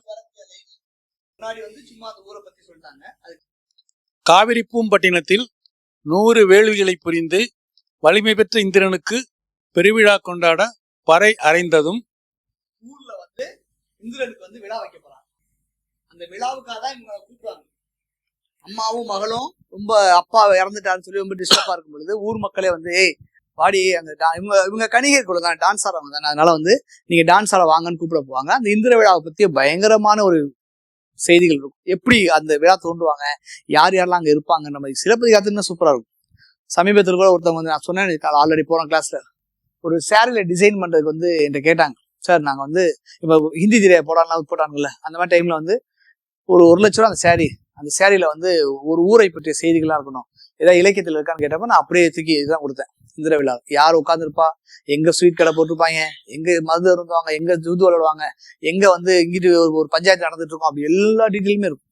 இப்ப இந்திர விழாவில் தான் அங்கேயும் பிரச்சனையாகும், இங்கேயும் இந்திர விழா தான் ஸ்டார்ட் ஆகும். சொல்லுங்க சார். மாதவி துறவு கேட்டு பெருகிய அலர் செவிமடுத்து உள்ளமழிந்த சித்ராபதின்றது மாதவியோட அம்மா. ஓகே, சித்ராபதி யாரு? மாதவி அம்மா. சித்ராபதி என்ன பண்ணுவாங்கன்னா எப்பயுமே காசு இருக்கணும்னு பார்ப்பாங்க. அந்த கேரக்டர் எப்படி இருப்பாங்க, காசு. 12 வயசுல வந்து மாதவி டான்ஸ் ஆடும் பொழுது யாரு இவ கழுத்து, அப்ப வந்து கரிகால சோழன் வந்து அவருக்கு என்ன செய்யறாரு, தன்னுடைய கழுத்துல உள்ள காஸ்ட்லியான ஒரு மாலையை தூக்கி கொடுத்துட்டு கையில வந்து தலைகோல் அப்படின்னு ஒன்று சொல்லுவாங்க. தலைகோல் என்னன்னு கேட்டீங்கன்னா ஒவ்வொரு ராஜாவையும் அடிச்சு கொண்டுட்டு அவங்க தலையில இருக்கக்கூடிய முடி எடுத்து அந்த இப்ப நம்ம ஒரு இது வைக்கிறோம்ல, ஓவரால் ஷீல்டு வாங்குறோம்ல, அதுல முட்டு முட்டா இருக்குல்ல, அதெல்லாம் அங்கிருந்து வந்ததுதான். இப்ப எத்தனை ராஜாவை நான் வெட்டி கொண்டுட்டு அந்த முடியை தூக்கி அதை சொறி வச்சிருந்தேன் நினைச்சுங்களேன், அது வந்து பயங்கர இது மாதிரி. இத்தனை நாட்டுக்கு நான் தான் இன்சார்ஜ். இப்ப வந்து பத்திரம் எழுதி கொடுத்துடலாம், அப்ப பண்ண முடியாதுல்ல. அப்போ ஒவ்வொரு டாட்டும் அப்படி இருக்கும், அதையும் தூக்கி கொடுத்துடலாம். ராஜாவுடைய உச்சக்கட்ட கௌரவமே அதுதான். இவரோட டான்ஸை பார்த்து மயங்கி 12 வயசு அந்த பொண்ணு என்ன இவ்வளவு டான்ஸ் 11 வகையான ஆடல ஆடுறான்னு சொல்லிட்டு அந்த ஷீல்டையும் தை கொடுத்துட்டு தான் கழுத்துல இந்த முத்துமணி மாலையும் கொடுத்துறான். அப்ப சித்ராபதி என்ன சொல்றான்னா, இந்த முத்துமணியை யார் வாங்குறாங்களோ அவளை இந்த பொண்ணை கூட்டிட்டு போயிடலாம் அப்படின்னு. அப்பதான் கோவலன் வந்து இருக்க காசம் போட்டு அவளை கூட்டிட்டு போயிடலாம், கல்யாணம் பண்ணிட்டு போயிடும். சோ சித்ராபதிக்கு இவ வந்து துறவரம் மேற்கொள்ள போனா கடுப்பாயிடலாம். உன்னை வச்சு நான் சம்பாதிக்கலாம் பார்த்தேன், உன்னை வச்சு ராஜாக்கள்லாம் மயக்கலாம்னு பார்த்தேன், ராஜ்யங்களை மயக்கலாம் பார்த்தேன், நீ என்ன இப்படி போய் போறியே அப்படின்றத அந்த வரி. மாதவி துறவு கேட்டு அவ துறவரம் போறான்னு கேட்டுட்டு பெருகிய அலர் செவிமடுத்து ஊர் ஃபுல்லா சொல்றாங்க, மாதவி ஏதோ போறாலுமே அலர்னா என்னன்னா புறணி பேசுறது, ஊர் ஃபுல்லா பரவுற மொழி அலர் மொழி அப்படின்னு இருக்கு. அந்த அலர் மொழி செவிமடுத்து உள்ளம் அழிந்த சித்ராபதி. ஐயா வாசிங்க. மாதவியின் தோழி வயந்த மாலையால் மாதவிக்கு ஊரலர் உரைத்ததும். இது எல்லாமே அந்த உள்ளுக்குள்ள நம்ம பார்க்க போறோம்ல, எத்தனை இதுன்னு பார்த்தோம், 30 காலையில ஒவ்வொரு லைன் இதெல்லாம். ஓகே, மாதவி தோழி வந்து வயந்தம். நல்லா நீங்க வந்து ஒரு மேப்மா போட்டுக்கிட்டீங்கன்னா மாதவி, கண்ணகி, கோவலன், மாதவி, மாதவி அம்மா சித்ராபதினு போட்டுக்கணும். மாதவியோட ஃப்ரெண்ட் என்ன பண்ணணும், வயந்தம். ஏன்னா நிறைய குட்டி குட்டி கேரக்டர்ஸ் நம்ம பார்க்க போறோம், நிறைய கேரக்டர் பார்க்க போறோம், கன்ஃபியூஸ் ஆயிரும். மாதவி தோழி ஒருத்தி இருப்பா, மணிமேகலை தோழி ஒருத்தி இருப்பா, மணிமேகலை தோழியோட தோழி இருப்பா, திடீர்னு ஒருத்தி வானத்துல இருந்து ஹஸ்பண்ட் ஒய்ஃப் இங்க வந்து இது பண்ணலான்னு வருவாங்க அவங்க அப்படின்னு நிறைய குட்டி குட்டி கதைகள் இருக்கும். ஆனால் நீங்க லைட்டா வச்சுக்கிட்டீங்க இருக்கும், ஏன்னா ஒரே மாதிரியா இருக்கும். இப்ப ரோசி அந்த மாதிரி பேர்லாம் பார்த்தா நமக்கு இப்ப தெரியும், ஏன்னா இப்ப வழக்கத்தில் உள்ளது, இது கொஞ்சம் வழக்கத்தில் இல்லாதனால உங்களுக்கு கன்ஃபியூஸ் ஆகும். சார் வாசிங்க சார். மணிமேகலை தூய மலர்கள் கொய்ய அழகிய மலர்கள் நிறைந்த பூஞ்சோலையான ஓவனத்தின் உள்ளே நுழைந்ததும். ஓகேவா, கதை எப்படி அழகா, எங்கேயுமே யாருக்குமே கன்ஃபியூஸ் ஆகிடக்கூடாது. படம் பாக்குறப்ப ஃபர்ஸ்ட் துறவு போறா, ஏன் போறான்றது ஃபர்ஸ்ட் ஹாப்ல இருக்கு கதை. எங்க இருக்கு இன்னைக்கு எல்சி கில்சின்றானுங்கல்ல, லோகேஷ் கனகராஜ் வேர்ல்டு பாத்தீங்கன்னா இந்த குரல் இங்க கேக்குது, அதெல்லாம் அப்பயே இருக்கும். சிலப்பதிகாரம் படிக்காம மணிமேகலை படிக்க தப்பு, ஏன்னா நமக்கு நிறைய கேரக்டர்ஸ் இங்க உள்ள வரும், அது நமக்கு கன்ஃபியூஸ் ஆகும். ஆனா நம்ம சொல்லிடலாம். ஆனா அப்பயே இந்த வேர்ல்டு எல்லாம் அவங்க உருவாக்கியிருக்காங்க. இன்னைக்கு அவெஞ்சர்ஸ்ல வந்து இந்த மாதிரி இவர் வராரு அவர் வரான்றாங்களா, இது எல்லாமே இங்க இருக்கும். அரவணாடிகள் வருவாரு, வசந்தமாலை வருவாருங்க, வயந்தமாலை வருவா, அவங்க அம்மா சித்ராபதி வருவா, எல்லாமே செகண்ட் ஹாஃப்ல வந்துட்டே இருப்பாங்க. ஏன் கதையை சொன்னதே யாரு இல்லையே, சரியில்லையே. எல்லாம் கதையை மூல கதை சொன்ன சீத்தலை சாத்தினால அதுல இருந்து கேரக்டர், நிறைய கேரக்டர் இங்க பிச்சு பிச்சு வச்சிருப்பாரு. புரியுதா? புரியலையா? நேத்து நீங்க வரல தானே சார்? இந்த கதையை வந்து இளங்கோடிகள் சொன்னதே வந்து சீத்தலை சாத்தனார் தான். புரியுதா உங்களுக்கு? இப்ப சீத்தலை சாத்தனார் தான் எல்லா கேரக்டரும் உருவாக்கி சொல்றாருல்ல. நான் வந்து சொல்றேன் சார், எங்க வீட்டுல எங்க அம்மா சித்தப்பா எங்க எல்லாத்தையும் சொன்னேன்னா செகண்ட் ஹாஃப் நான் எழுதுறப்ப அவங்க எல்லாத்தையும் கொஞ்சம் ஜாயின் பண்ணுவோம்ல, அது மாதிரி ஜாயின் பண்றது. ஓகே, மணிமேகலை தூய மலர்கள் கொய்ய அழகிய ஒவ்வொரு வனத்துக்கா போவாங்க, அந்த ஒவ்வொரு வனத்திலயும் ஒவ்வொரு கதைகள் சொல்லிட்டே போவாங்க. அந்த விஷயம் அப்பூஞ்சோலையில் உதயகுமாரனின் வரவு அறிந்து பழிக்கரையன் உள்ளே புகுந்ததும். பழிக்கரை புக்க காதைனே போட்டிருப்பாங்க. வனம் அப்படின்னு இப்படி ஒவ்வொரு சாப்டருமே பேர் தான் அது, அதனால ஷார்ட்லாம் நம்ம கொடுத்துருக்கோம். பூஞ்சோலையில உதயகுமாரனும் அந்த நாட்டுடைய ராஜா இளவரசன் ஒருத்தர் இருப்பான். அவன் பார்த்துட்டு இவன் மேல இம்ப்ரெஸ் ஆகி எப்படியாவது இவளை கல்யாணம் பண்ணணும்னு சொல்லிட்டு அவன் பின்னாடி துரத்திட்டே போவான்.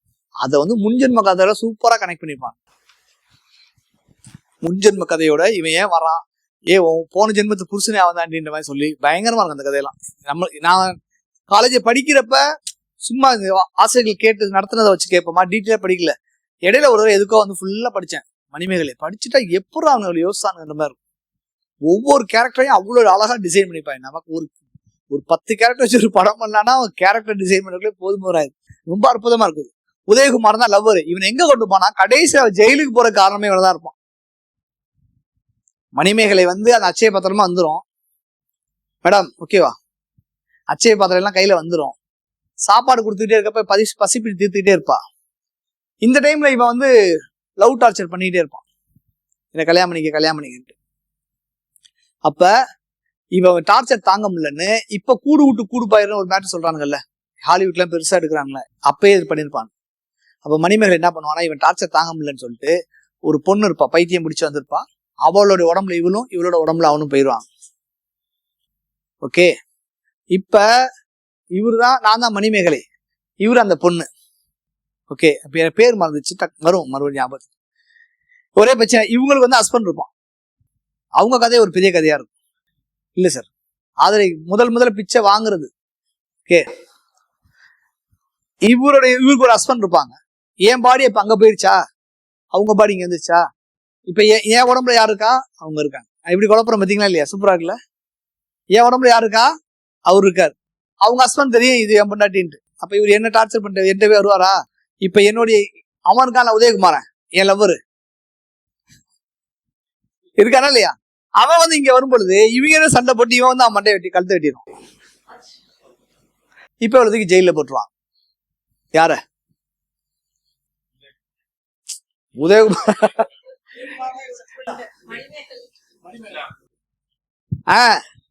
அவங்களும் இவதான் காரணம்னு சொல்லிட்டு மணிமேகலத்துக்கு ஜெயில போட்டுருவாங்க. அப்ப அந்த அச்சய பாத்திரத்தை எடுத்துட்டு போய் அங்க ஜெயில உள்ளவங்களுக்கு எல்லாம் இப்ப வந்து ஹாலிவுட்ல வந்து ஒரு தீவுல எல்லாத்துக்கும் கண்ணு தெரியாம போனவங்க தூக்கி ஒரு தீவுல உள்ள போட்டுக்கிறாங்க. ஒரு தீவுல எல்லாத்துக்கும் வந்து ஸ்கின் அலர்ஜி ஆகி உள் தோல், இப்ப நம்மளுக்கு இந்த தோலுக்கு முன்னாடி தோல் இருக்கும்ல, அந்த தோல் மட்டும் தான் இருக்கும். நைட்ல மட்டும் தான் அவங்க எல்லாம் வெளியே வருவாங்க அப்படின்னு ஒரு படம் இருக்கு. மென் இன் பிளாக்னு ஒரு படம், அந்த படம் இருக்கும். இப்ப அந்த தீவில் நைட் ஆனா அவங்க வந்து வெளியே அப்படியே இப்ப சும்மா அதாவது ஒரு மூஞ்சில அப்படிலாம் வருவாங்க. பேர் என்னது, ஜாம்பி படம்ல இருக்குல்ல, அதெல்லாம் இங்க இருக்கும். இதுல என்னன்னா ஒரு தீவு முழுக்கவே பசிப்பிணியால இருக்கவங்க இருப்பாங்க. பெரும் பசியா இருக்கும். எதுவுமே நீங்க எவ்வளவு தாக்கி போட்டாலும் தின்னுக்கிட்டே இருப்பானுங்க. அவங்களுக்கு பசி மட்டும் தான் வியாதியா இருக்கும். இப்போ நம்ம காய்ச்சல் மாதிரி. அப்ப தலைவி உள்ள போறதுக்கு ஒரு இவ்வளவு சீன் பண்ணி உள்ள போயிட்டு எல்லாத்துக்கும் சாப்பாடை கொடுத்துன்னா அவங்களுக்கு எல்லாம் பசி அடங்கிடும். அந்த முதல் பசி அடங்குற கேரக்டர் தான் இந்த கேரக்டர், காயசண்டிகை கேரக்டர். அதுதான் ஃபர்ஸ்ட் வருவோம். காயசண்டிகை வீட்டுக்காரும் வந்து அங்க வந்து உங்களுக்கு குழந்தைய பறக்கான்னு சொல்லிட்டு அவங்க வானத்திலே பறக்கக்கூடிய திறமை இருப்பாங்க. அவங்க நேரா பறந்து வந்து இங்க வந்து ஒரு வனத்துல வந்து உட்காந்து அவங்க இது பண்ணிட்டு இருக்கப்ப ஒரு முனிவர் வந்து ஒரு பழத்தை வச்சுட்டு போயிருப்பான். அந்த பழத்தை மிச்சினால உனக்கு வந்து வாழ்க்கை முழுக்க வந்து பசி வந்துட்டே இருக்குன்னு சொல்லி அவன் பத்திரம் கொடுத்துருவான். உடனே அவங்க புருஷன் எல்லா காய்கறிகளும் பிச்சு கொடுப்பான், வேலைக்காவது போட்டு விட்டுட்டு போயிடுவான். அவன் ஊர் ஃபுல்லா பைத்தியக்காரியா அலைஞ்சிட்டு இருக்கப்ப இவன் முதல்ல சாப்பாடு எடுத்து அவளுக்கு கொடுத்தா அவள் பசி தீர்ந்துடும். இப்படியே போகும் கதை. ஒவ்வொரு கேரக்டருக்குமே தனித்தனி இண்டிவிஜுவல் கொடுத்து பண்ணிருப்பான்.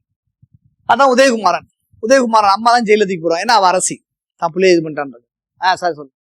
பழிக்கரையில் சென்ற மணிமேகலையை கண்ட உதயகுமரன் நெஞ்சம் கலங்கி துயரம் மிகுந்து சென்ற பின்னர் மணிமேகலா தெய்வம் ஆங்கு தோன்றியதும். இது என்னன்னா மணிமேகலைக்கு லவ் இருக்கும், செம அழகா இருப்பான். நீ எனக்கு எவ்வளவு பொண்ணுகளை நம்ம எவ்வளவு ஆம்பளை நான் பாக்குறானா, எனக்கு யாருமே இம்ப்ரெஸ் இல்லை, இவன் பார்த்தா எனக்கு பயங்கரமா பிடிச்சிருச்சு அப்படின்னு அவ சொல்லுவா. ரொம்ப இதா இருக்குடி அப்படின்ட்டு ஒரு ரூம்ல போயிருவா. இப்ப நமக்கு அங்க இருந்து பார்த்தா நம்ம தெரியுது இல்ல, இங்க இருந்து பார்த்தா தெரியல. இதான் பழிக்கரை மண்டபம். ஃபுல்லா கிளாஸ்லயே இருக்கும். இப்ப உள்ள இருந்து அவனை பாப்பான். பாக்குறவங்களுக்கு ஃபீலா இருக்கும். ஐயோ அவன் தேடிட்டு இருக்கானே, இங்க பாருங்க, ஐயோ அவன் ஃபீல் பண்ணானே அவன் ஃப்ரெண்ட சொல்லிருப்பான். நீ அதெல்லாம் வேணாம் இல்ல அவன் எனக்கு என்னமோ தெரியல பார்த்தா பிளாஷ்பேக் அதுல வந்து பார்த்தா அவன் போன ஜென்மத்துல இவங்க ஹஸ்பண்டா இருப்பான் வச்சிருப்பான். ஆனா இங்க என்னுடைய நான் இந்த வாட் இஸ் என்ன பர்பஸ்க்காக நான் இங்க வந்தேன், இங்க இந்த ஜென்மத்துக்கு எனக்கு என்னன்னு கேட்டா, நான் வந்து பசிப்பினை தீக்கிறதுக்காக இங்க வந்தேன். ஓகே, நான் வந்து இந்த ஒய்ஃபோட தான் வாழணும், நான் இந்த குழந்தையா பெற்றுக்கணும்ன்றதான் என்னோட இந்த ஜென்மத்தோட. இல்ல எனக்கு இதெல்லாம் அப்படின்னு போறது கிடையாதுன்ற மாதிரி இவன் என்ன சொல்லுவானா, இந்த முறை நான் ஜென்மம் எடுத்ததே வந்து பசிப்பினை நோக்கதான் வந்தேன்னுக்காதான் இந்த விஷயம் பண்ணிருப்பாரு. அவளுக்கு லவ் இல்லைன்னா சொல்ல மாட்டாங்க.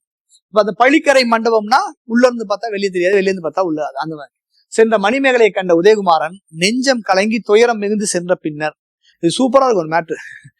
என்னன்னா, ஒரு ஜெயகாந்தன் ஒரு கதையை வந்து ஜெயமோகன் வந்து ஐயா உட்காருங்க,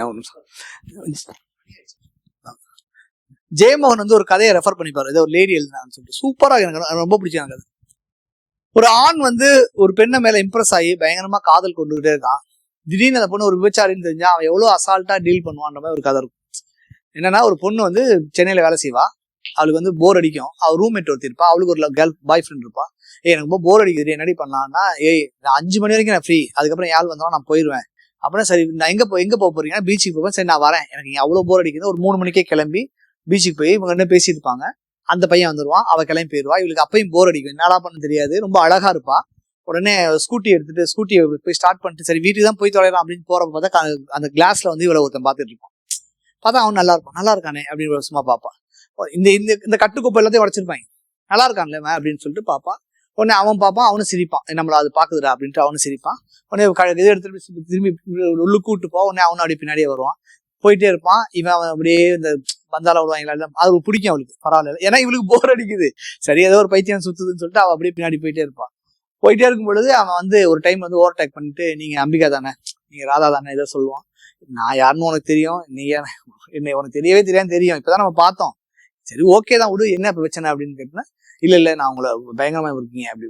உடனே இவளுக்கு அது பிடிக்கும். சரி அவன் ரொம்ப எக்ஸைட் ஆயிட்டு, வாங்க ஏதாவது சாப்பிடலாம் அப்படி இப்படின்னு பில்டப் பண்ணிட்டே இருப்பான். சரி இவன் என்னதான் பண்ணலான்னு சொல்லி டக்குன்னு ஒரு பிட்டை போட்டு, சரி எனக்கு இவ்வளவு ரேட் அப்படின்றான். அவனுக்கு அப்படியே அந்த ஆண் எப்படி மாறுவான்றது எழுதிருப்பாரு, சூப்பரா இருக்கும். அது ஒரு பெண் எழுதிருப்பான் அந்த கதை. அப்படியே பார்த்துட்டு உனக்கு 2000 ரூபாயா அப்படின்ற மாதிரி பேசுவான். சரி வேற எங்க வீடு இருக்கா, ரூம் இருக்கா, போலாமா அப்படியுமே பேச ஆரம்பிச்சிருவான். உடனே இவளுக்கு அந்த மாற்றம் அப்படியே சேஞ்ச் ஆகும். நீ இப்படி சொன்னா நீ உன்னை இப்படி பண்ணிடுவியா, நீ சிவா வீடு இருக்குன்னு சொல்லி நேரா வீட்டுக்கு கூட்டிட்டு போ. அந்த வீடு கொஞ்சம் அப்படியே கச்சன்னு இருக்க மாதிரி போயிட்டு ஒரு அப்பார்ட்மெண்ட்ஸ் ஒரு வீடு மாதிரி இருக்கும். உடனே அதுக்கு முன்னாடி பின்னாடியே துரத்திட்டு அந்த நாய் அதுக்கு முன்னாடி போகான்னு சொல்லி, எங்க இடம், சரி நான் போறேன் முன்னாடியே வா அப்படின்ட்டு அப்படி முன்னாடி போவான். அதையும் அவரை ஸ்டே போவான், நீ போவான். ரூமுக்குள்ள போனோடனே சட்டன்னு எல்லாத்தையும் கழட்டி போடுவான், ட்ரௌசரோட நிற்பான். அப்படியே பல்லெல்லாம் நக்கலா அப்படியே பார்த்துட்டு வேற யாராக்கா அவன் ஃப்ரெண்ட்ஸ் இருக்காங்களா அப்படியே நக்கலா பேசுவான், அசிங்கமா பிஹேவ் பண்ணுவான். உடனே எப்படின்னா, எங்க பாத்ரூமுக்கு நான் போய் குளிச்சுட்டு வந்துடுவான், உள்ளதா இருக்கு இப்போ குளிச்சுட்டு வான்னு சொல்லுவான்.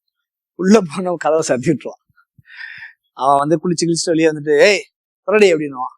என்னடி என்ன அப்படி பேசிட்டே இருப்பான். நேரம் அவன் காக்கா துறங்க காக்கா வீட்டுக்குள்ள மாட்டிக்கிட்டோம், ஆளை கூட்டு வந்துடுவாங்க, கொல்ல போறாங்க, அப்படி பயந்துருவான். அவனோட இதை பத்தி எழுதிருப்பான். ஒரு பூனை ஒரு ரூமுக்குள்ள மாட்டிக்கிட்டா எப்படி அவன் கதறுவான்றதா அதை எழுதியிருப்பாரு, சூப்பரா இருக்கும். அந்த அவன் ஒரு டைம்ல அடிச்சு அழுது துருது அப்படியே சோங்கி விழுந்து அப்படியே இது பண்ணிடுவான். அப்புறம் கதவை திறந்து விடுவான். திறந்து விட்டோன்னா பூனை மைக்கு யாரும் கத்திட்டு வர மாதிரி ட்ரெஸ்ஸுக்கு அள்ளு திருன்னு ஓடுனா அப்படின்னு எழுதியிருப்பான் அந்த கதை. அது மாதிரி இருக்கும் இது. இந்த சீன் எனக்கு இந்த இது படிக்கப்ப எனக்கு அங்க ஞாபகம் இருந்துச்சு. என்னன்னா உதயகுமார் போய் பேசுவான் அந்த ஃப்ரெண்டு வயந்தமேல்ட்ட, எனக்கு ரொம்ப அவள் மேல லவ்வா இருக்கு, நான் ஒரு அரசன் தான், நான் ஒரு இளவரசன் தான், இருந்தாலும் அவ அப்படின்னு அவளை பத்தி உனக்கு தெரியுமா அப்படின்னு கேட்பாங்க.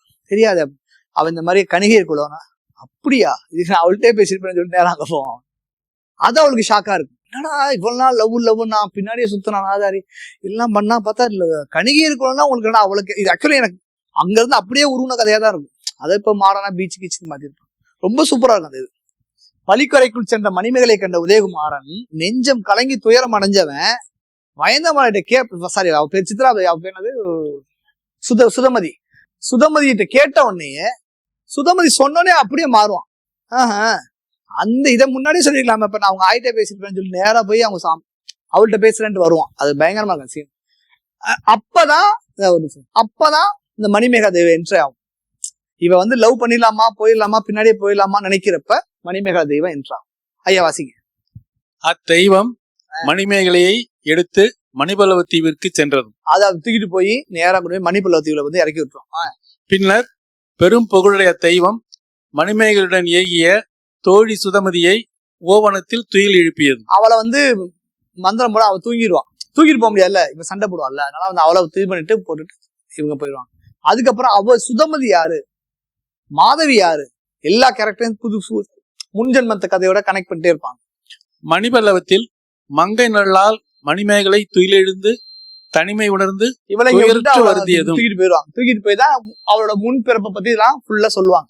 இந்த கதை முழுக்கவே பதிகத்திலே சொல்லிடுவாங்க. உங்களுக்கு புரியுதா? பதிகத்திலேயே இது ஒரு பாடல் தான் இருக்கும்னு நினைக்கிறேன். ஒரு அவ்வளவுதான் இதுல சொல்லிடுவாங்க. முழுக்க சொல்லிட்டு இப்பவா நான் உன்னை எப்படி எக்ஸைட் பண்ணேன் எடுத்தோடனே நம்ம ஓபன் பண்ணாங்க சேவல் சண்டை என்பது அப்படி இப்படிலாம் சொல்லிடுறாங்களா. ஃபர்ஸ்ட் ஓபன் பண்றாங்களா, ஓபன் பண்ணி அதுக்கப்புறம் என்ன நடக்குது அப்படின்னு சொல்றாங்களா. அந்த டெக்னிக் இங்கே இருக்கும். தமிழ்ல அது பேர் பதிகம் அப்படின்றாங்க. ட்ரெய்லர் மாதிரி ட்ரெய்லர் முன்கதை முன்னாடி சொல்லிடு சார், இப்படி இந்த மாதிரி சேவல் சண்டை போட்ட இவங்களுக்கும் இனிமே என்ன நடக்க போகுது பாருங்க அப்படின்னு சொல்றதுதான் கதையும். ஆனா ஒட்டுமொத்த கதையுமே பதிகத்திலே என்ன செய்யறாங்க, ஓபன் பண்ணிடுவாங்க. இந்த பாருங்க, அவ்வாறு வருத்தமுற்றவள் அங்கே ஒரு ஒளி பொருந்திய மணிகளால் இழைக்கப்பட்ட புத்த தேவனின் அரந்தவிசால் முற்புறப்பு, அங்க ஒரு ஸ்டாச்சு இருக்கும் புத்தர், அங்கதான் முதல்ல போய் உட்கார்ந்துருப்போம். அதனால இதை பௌத்த மத காப்பியம் அப்படின்னு சொல்றாங்க. உணர்ந்து கொண்ட மணிமேகலையின் முன்னர் மணிமேகலா தெய்வம் தோன்றி மனக்கவலை ஒழிக என தேற்றி மந்திரம் அருளியதும் தீவுதிலகு என்பால் நன்மை பயக்க தோன்றி பிறர்க்கரிதான அமுத சிறுமியை மணிமேகலைக்கு அந்த கொடுத்ததும் பாட்டு அதெல்லாம் இப்ப பாகுபலிலாம் அப்படி வந்து குழந்தைய தூக்குறாங்கல்ல அந்த மாதிரி சீனா இருக்குதெல்லாம். இந்த பொய்கையில அப்படியே வந்து அந்த பாத்திரம் மட்டும் அப்படியே தண்ணி இல்ல, அது நீங்க விஷுவலா யோசிச்சீங்கன்னு வச்சுக்கோங்க, 8 கோடி 10 கோடி 100 கோடிக்கு பண்ணலாம். அப்படியே அந்த தண்ணி வந்து இதாகி அப்படியே சாஃப்டா தண்ணி இருக்கும். திடீர்னு பார்த்தா அப்படியே ஒரு சத்தம் கேட்கும். அப்படியே வந்து அதை அப்படியே எடுத்து இந்தான்னு சொல்லி அந்த பாத்திரம் இருக்கும். அந்த பாத்திரத்துக்கு ஒரு கதை இருக்கும். அந்த பாத்திரத்தை யார் வச்சிருந்தா அப்படின்னு ஒவ்வொரு கதையா சொல்லி ஆபுத்திரன் கதையெல்லாம் சொல்லி அதெல்லாம் கொண்டு வந்து முடிச்சிருப்பாங்க. அமுதசுரபியை பெற்ற ஆரணங்கு தன் தாயாரைய மாதவி சுதமதி என்பவரிடம் உறுதி பிறழாது பெருந்தவம் ஏற்றும் மாமுனிவோன் அரவணவடிகளை வணங்கியதும். நேரா போய் இதை பத்தி இந்த பாத்திரத்தை பத்தி டீட்டெயில் கேட்டா நீ அரவானாடிகள்கிட்ட போய் சொல்லுவாங்க. அரவாணிகள் அங்க வந்துருப்பாரு, எங்க சிலப்பதிகாரத்துல வந்துருப்பாரு. அவங்கதான் முதல்ல வந்து மதுரைக்கு போறப்ப வந்து ஃபுல்லா எல்லா கதையும் சொல்றது அரவானாடிகள்னு ஒரு லேடி தான். அது அடிகள்னா ஆணுன்னு நினைச்சுக்காது, ஒரு லேடி. அவள்கிட்ட வந்து அந்த ஆபத்து இந்த பாத்திரம் யாரு தெரியுமா முன்னாடி இருந்துச்சு, பாத்திரம் ஏன் தெரியுமா கையில வந்துச்சு அப்படின்னு பாத்திரத்தை பத்தி டீட்டெயில் ஃபுல்லாவே அரவானாடிகள் தான் சொல்லுவார். இப்ப கிளாஸா இருந்தா என்ன பண்ணிடலாம், எதுலாம் ஒன்வர்லாம் வரும்னு சொல்லி கொடுத்துடலாம். அரவானாடிகள் யாரு அமுதசுரபியை பத்தி சொன்னா, யாரு ஆபத்திரனை பத்தி சொன்னா அப்படிலாம் சொல்லிடலாம். உங்களுக்கு சொல்ல முடியாது, உங்களுக்கு மார்க் கிடையாதுனால. அரவானாடிகள் ஆபத்திரன் வரலாற்றை நறுமணம் கமலும் மாலை அணிந்த நங்கைக்கு செல்வனம் கூறியதும் அப்படின்னு சொல்லி சொல்றாங்க. இது முழுக்கவே இந்த பதிகத்திலே வந்துடும். ஓகே, நான் உங்களுக்கு இதை அனுப்புறேன், நீங்க இதை படிச்சு பாருங்க. அப்புறம் அந்த பாத்திரத்தை வச்சு ஆபரத்துக்கு கொடுத்த வரலாறு எல்லா டீட்டெயில் இருக்கும். அதை கொஞ்சம் ஒர்க் பண்ணிக்கலாம்னு பார்த்தேன், அதுல ஃபுல்லா ஒர்க் பண்ணிட்டு வந்தேன். அது ஏதாவது எப்படி கரெக்டா இருந்துச்சுன்னு தெரியல. ஓகே, இதை நம்ம பார்த்துக்கலாம் சார். இது அடுத்த கிளாஸ் தான் நான் பிளான் பண்ணது. என்னன்னா இந்த வளையாபதி குண்டலகேசி இதெல்லாம் வந்து ஒரு அறிமுகம் கொடுத்துட்டு அடுத்த கிளாஸ்ல வந்து இதுல இருந்து ஸ்ட்ரைட்டா நம்ம உள்ள போயிடலாம் பார்த்தேன். இன்னைக்கு டைம் தான் அது கரெக்டாகவும் அது போயிட்டோம். ஓகே, இதுதான் வந்து உங்களுக்கு பதிகத்துல இவ்வளவுதான் செய்திருக்கும். இதுக்கு பிறகு இந்த 30 சாப்டர்ஸ்லயும் என்னென்ன இருக்கு அவங்க நீங்க கதைய சொல்லாம தெரியல, கதைகளை வந்து இந்த புத்தகம் படிச்சுட்டேன்.